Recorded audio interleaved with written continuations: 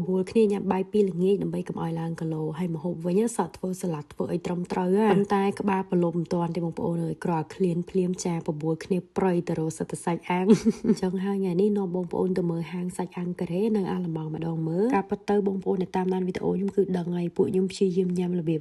អាហារសម្រាប់គីឡូសាឡាត់អីហ្នឹងហើយមួយរយៈដែរហើយដំបងចេះញ៉ាំបានណាបងប្អូនយើងឆ្នៃបន្លែថែមផ្លែឈើថែមពោតអីចឹងទៅតែដល់ញ៉ាំយូររាល់ថ្ងៃពេកទៅគឺវាទ្រាំដែរហ្នឹងហើយណាមួយវិញទៀតប្រភេទបន្លែអញ្ចឹងប៉ះខ្ញុំនេះអត់ញ៉ាំបាយផងអញ្ចឹងញ៉ាំបានតែ2 ម៉ោងនេះគឺឃ្លានវិញហើយប៉ុន្តែបើសិនជាបងប្អូនដែលត្រឡប់ញ៉ាំយប់ឃ្លានយប់អីញ៉ាំសាឡាត់ហ្នឹងគឺល្អញ៉ាំឲ្យគេយកអត់សូវតឹងពោះអញ្ចឹងណាខ្ញុំធម្មតាញ៉ាំល្ងាចឡើងទេតែថ្ងៃនេះខុសបច្ចេកទេសគឺញ៉ាំពេលថ្ងៃអញ្ចឹងប្រឡប់មិនទាន់ទេឃ្លានបងប្អូនអើយបបួលគ្នាទៅសាច់អាំងការ៉េហ្មងទៅព្រោះឲ្យខានញ៉ាំយូរដែរហើយដំណើរទៅសាច់អាំងការ៉េអញ្ចឹងគឺដឹងតែខកខ្លួនទៀតហើយអញ្ចឹងមុននឹងចេញទៅច្រកទៅឲ្យហើយជាមួយនឹង Darila Fiber ហើយថ្ងៃណាដឹងតែខ្លួនឯងញ៉ាំច្រើនញ៉ាំអីជាពិសេសកំពុងថែរៀងអញ្ចឹងផងអាចចោលបានទេបងប្អូននិយាយពីហាងលក់ម្ហូបនៅអាឡម៉ង់បងប្អូនឃើញខ្ញុំចូលចិត្តធ្វើម្ហូបមិនមែនថាអត់មានហាងលក់ម្ហូបអត់មានអីទេមានដែរថានៅទីក្រុងធំវិញស៊ុបចិនហតផសាច់អាំងការ៉េអីហ្នឹងក៏គេមានដែរបងប្អូនគាត់ខ្ញុំមិនដែលសូវចេញក្រៅទេមួយរយៈមុនខ្ញុំនៅទីក្រុងតូចអត់សូវសម្បូរហាងញ៉ាំអីអញ្ចឹងទេបងប្អូនទៅមកនៅទីក្រុង Berlin ឬក៏បងប្អូនខ្លះហៅថា Berlin នឹងទេដែលសម្បូរហាងញ៉ាំអីច្រើនប៉ុន្តែខ្ញុំនិយាយតាមត្រង់ទៅគឺញ៉ាំរៀងរើសដែរម្ហូបភាគច្រើនគឺញ៉ាំអត់សូវត្រូវចិត្តទេសុខចិត្តធ្វើខ្លួនឯងលុះត្រាតែថ្ងៃណារបៀបថាខ្ជិល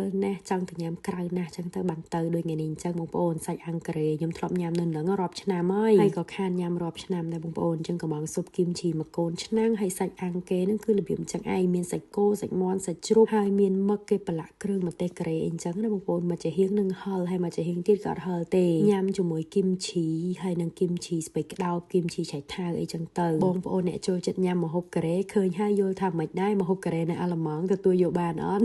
សម្រាប់ខ្ញុំវិញគឺហាងការ៉េនៅខ្មែរឆ្ងាញ់ជាងហើយបងប្អូននៅនេះបានអាយុយូរម្ដងចឹងទេនឹកឃើញឃ្លានខ្លាំងខ្ជិលធ្វើខ្ជិលអីចឹងទៅក៏ទៅញ៉ាំនៅក្រៅអញ្ចឹងណាតែរសជាតិគេអត់អីទេបងប្អូនទទួលយកបានដោយសារគាត់ធ្វើថ្មីរាល់ថ្ងៃមិនថាគីមជីមិនថាអីទេហើយសាច់អាំងមកផ្ទះធំគេនឹងញ៉ាំបាន2នាក់តម្លៃតែ32%ប្រហែលជា$35អញ្ចឹងគឺសមរម្យមែនតែនកន្លែងហ្នឹងបងឡើយឃើញគេលើកឆ្នាំងមកបងប្អូនខ្ញុំគិតថាញ៉ាំអត់អស់ទេប៉ុន្តែមានណា15នាទីក្រោយគឺញ៉ាំឡើងខុសឆ្នាំងហ្មងនិយាយទៅសរសើរខ្លួនឯងហីសុទ្ធតែញ៉ាំសាឡាត់អីណាអត់ឃ្លានទេគ្នាអត់សូវឃ្លានញ៉ាំសាឡាត់បានហើយប្រឡប់មិនទាន់បងប្អូននេះមិនទាន់ល្ងឹតផងនេះបាយថែមមកពេលទៀតបាត់អីទេឲ្យកដោខ្លួនឯងទៅពួកខ្ញុំញ៉ាំសាឡាត់បានប្រហែលជា4-5 ដងដែរហើយសម្រាប់ខ្ញុំវិញញ៉ាំនៅកន្លែងគេមានអារម្មណ៍ថារសជាតិឆ្ងាញ់ប្លែកមែនតែនប៉ុន្តែរបៀបធ្វើក៏ខ្ញុំគិតថាអត់ពិបាកដែរចាំមើលថ្ងៃណាបង្ហាញបងប្អូនពីរបៀបប្រឡាក់សាច់អាំងការ៉េនឹងម្ដងព្រោះខ្ញុំធ្លាប់ធ្វើញ៉ាំខ្លួនឯងប៉ុន្មានដងដែរគ្រាន់តែថ្ងៃនេះរៀងខ្ជិលធ្វើម្ហូបអញ្ចឹងញ៉ាំកន្លែងគេនេះគឺថាឡើងអស់ពីឆ្នាំងតែម្ដងតែ2នាក់ឯណាខ្ញុំមកថ្ងៃណាដឹងតែខ្លួនឯងញ៉ាំច្រើនញ៉ាំសាច់ញ៉ាំខ្លាញ់អីហ្នឹងគឺអត់ដែរចោលទេជាមួយនឹង Darila Fiber មកដល់ផ្ទះឆុងមកកញ្ចប់មុនពេលចូលគេណាព្រោះអីស្រកគីឡូថ្ងៃនេះគឺ fail ខ្លាំងណាស់បងប្អូន